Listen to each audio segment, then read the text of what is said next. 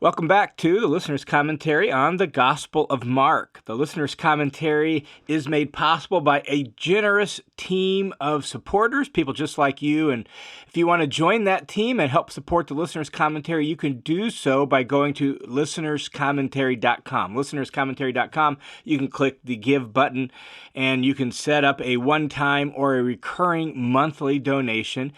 All donations are received in partnership with World Family Mission, a registered nonprofit that provides financial support and oversight to this ministry. All right, in this recording, we're going to be looking at Mark chapter 10, verses 1 through 12. And in context, what Mark does in Mark 10 is he includes several snapshots of just Jesus' ministry that really carry forward two important themes in Mark's story at this point in it.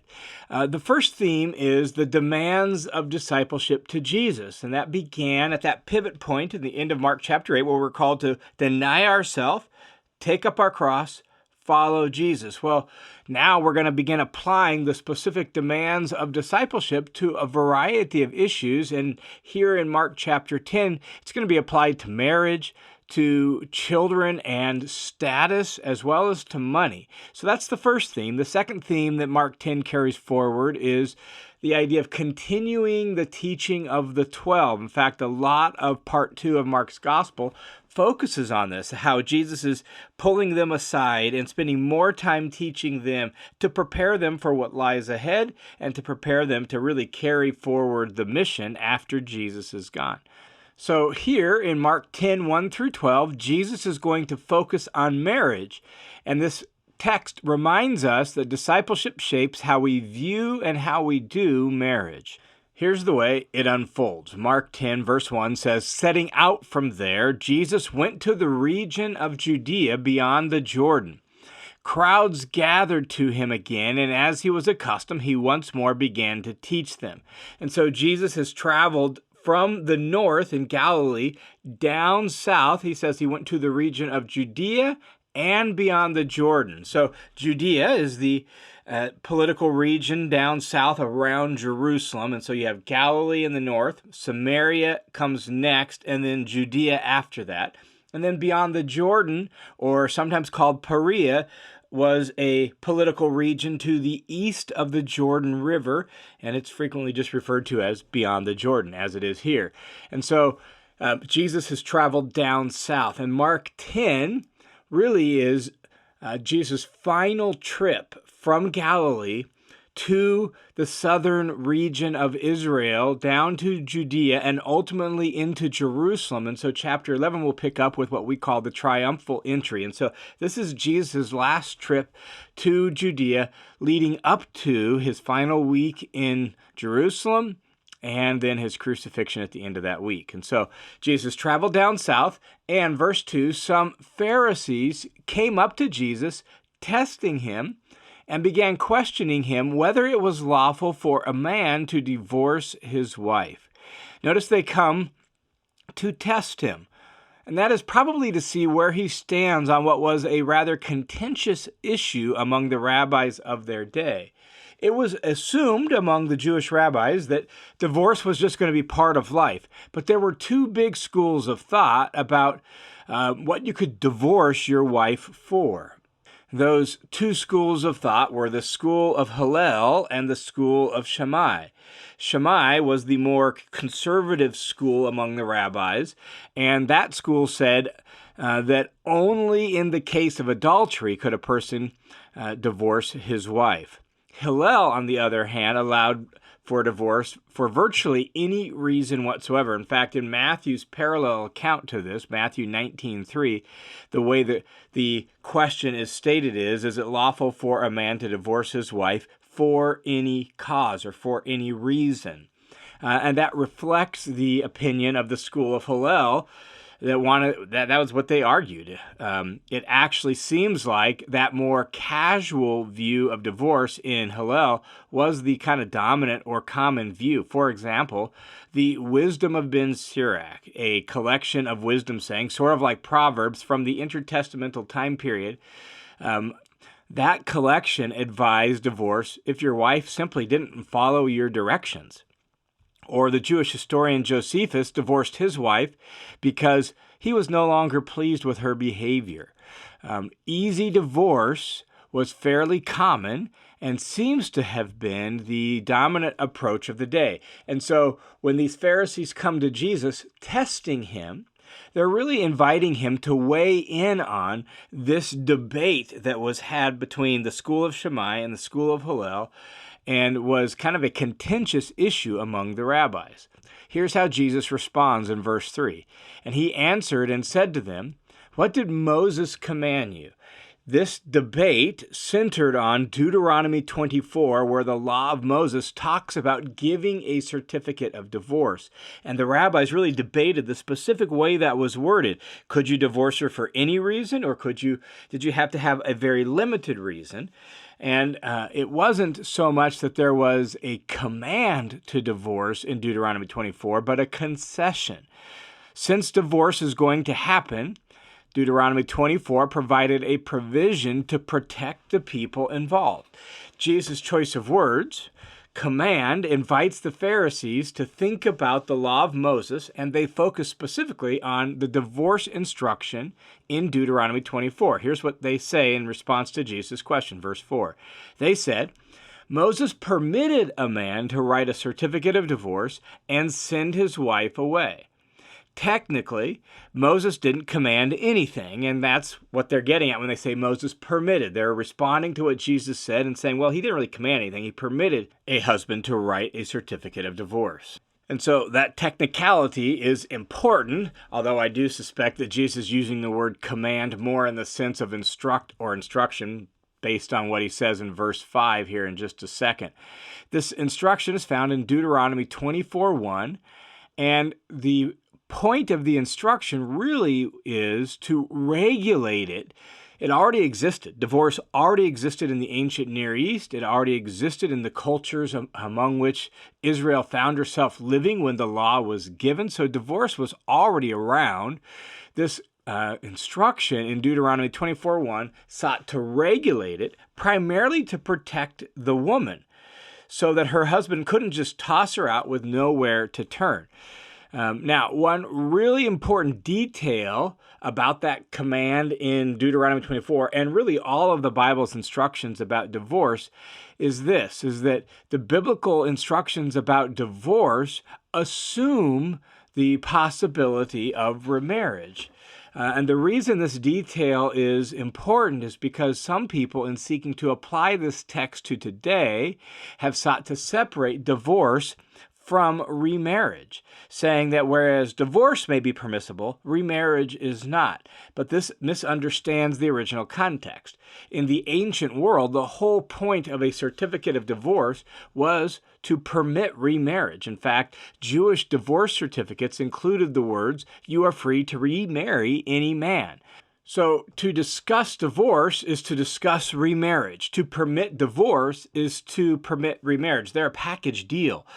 And the regulation in Deuteronomy 24:1 that these Pharisees called to mind was primarily aimed at protecting women who had very few rights in the ancient world, particularly when the law of Moses was given. And the certificate of divorce enabled her to remarry so she would have some way to be cared for and provided for, and it protected her from being labeled an adulteress or a prostitute.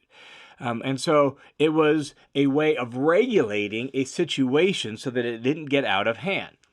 So Jesus is going to acknowledge that, yes, Moses gave this instruction. He's going to agree with the Pharisees on that, but that's not all that Moses said on the situation, and it didn't reflect God's original plan for marriage. Look at verse 5. But Jesus said to them, "Because of your hardness of heart, he," that is Moses, "wrote this commandment." Notice this commandment. Even though Jesus agrees that it's a permission, he calls it a commandment. And that's why I think Jesus is just using that word more broadly and generally in the sense of instruct. Now, why did Moses permit it? Well, Moses permitted it. He gave this instruction because of your hardness of heart. In other words, because of human sinfulness. Because humans were resistant to listening to God, following his intention and following his design because of human sinfulness. Moses gave this instruction. And so this instruction in the law of Moses there in Deuteronomy 24 isn't an endorsement per se of divorce. It seeks to regulate the practice of it to keep a bad situation from getting worse. But Moses has more to say that pertains to the issue, namely, what's God's intent for marriage in the first place? And that's where Jesus continues going in his answer to the Pharisees. Look at verse 6. He says, "But from the beginning of creation," that is, when God first designed marriage, God invented it, God created it, and God has a goal for it. He has an intent for it, a telos, a goal for marriage. And we need to remember that God's instructions, whether on marriage or anything else, aren't arbitrary. Rather, they're rooted in creation. They're rooted in our creation, and thus they are rooted in the way things are designed to operate properly. So how did God design marriage to operate? Well, let's keep reading. Verse 6. "From the beginning of creation, God created them male and female. For this reason, a man shall leave his father and mother, and the two shall become one flesh, so they are no longer two, but one flesh." Notice, when God first designed marriage, it was for male and female. That's part of God's inherent design for marriage, between male and female. Marriage also involves male and female becoming one. For this reason, the man shall leave his father and mother, and the two shall become one flesh. So marriage involves becoming one, and marriage involves forming a new family, leaving father and mother and creating a new family unit. The point Jesus is making in this context is simply this: any divorce reveals a failure somewhere along the lines of God's purpose for marriage. This is not God's design. So God gives a command or an instruction in Deuteronomy 24, but it's an instruction to regulate something that is already present and is out of sync with what God fully intended when he first designed and invented marriage at the beginning of creation. And frankly, if we're honest, that's why so often marriage actually hurts so much, is because it's going against the way it was designed to function. And that's why Jesus says in verse 9, "Therefore, what God has joined together, no person is to separate." In other words, God created marriage. He's the designer and the inventor of it, so he's the one who's joined people together. Let no person to separate or tear that apart. Since marriage makes a male and a female one, it ought not to be undone. That's Jesus' point. It goes against what God originally designed marriage to be. Now, that's Jesus' initial answer to the Pharisees, but once again, alone with his disciples, Jesus says this. Verse 10, "And in the house the disciples again began questioning him about this." And the reason they're questioning him is because the prevalence of easy divorce in their culture. And so they're questioning him, wanting to understand, wow, that's a pretty high standard, Jesus. And verse 11, "He said to them, 'Whoever divorces his wife and marries another commits adultery against her. And if she herself divorces her husband and marries another man, she is committing adultery.'" Jesus states it as straightforward as he can for them. Divorce and remarriage, and remember, they're a package deal, divorce and remarriage is adultery. That is, divorce and remarriage is a violation of the oneness of your first marriage. It's a form of unfaithfulness to your marriage covenant, your marriage vows. That's simply what divorce is and what divorce does because of God's intent from the very beginning. Now, this is a pretty straightforward and a challenging teaching of Jesus. It was challenging in their culture because of the prevalence of easy divorce. It's challenging in our culture. So let's just slow down for a second and reflect just a bit. In fact, let's take a little bit more time than often we do here in the listener's commentary, but I think this is so important. We need to reflect a little bit on what Jesus just said to us. And we need to just pause and say, man, that makes me squirm, right? Like if that makes you squirm, if that makes you want to maybe even protest or get a little upset, we should at least consider this. Maybe Jesus' insight here explains why divorce is so painful and why there are so many natural consequences to it. Like this deep emotional and physical and spiritual oneness, according to Jesus, has been violated. And if that's true, then it would make sense that there is pain, there is hurt, there is even some shame, and there would be other consequences to it. And when we look at the effects of divorce, that's typically the case. And whenever I have preached on this text or others like it, I've always sat down with members of the congregation beforehand who have been divorced. And we've had a really healthy and constructive conversation about it. And I've allowed them to speak into the sermon so I can hear their story. And the reality is, virtually every single one of them, even those who said their divorce was necessary because of the circumstances or the situation, even they said it was incredibly painful. And so Jesus' insight explains why that's the case. And at the same time, I think I understand why we maybe push back on what Jesus says here a little bit. We maybe want to say, well, aren't there times when, right? And I get that.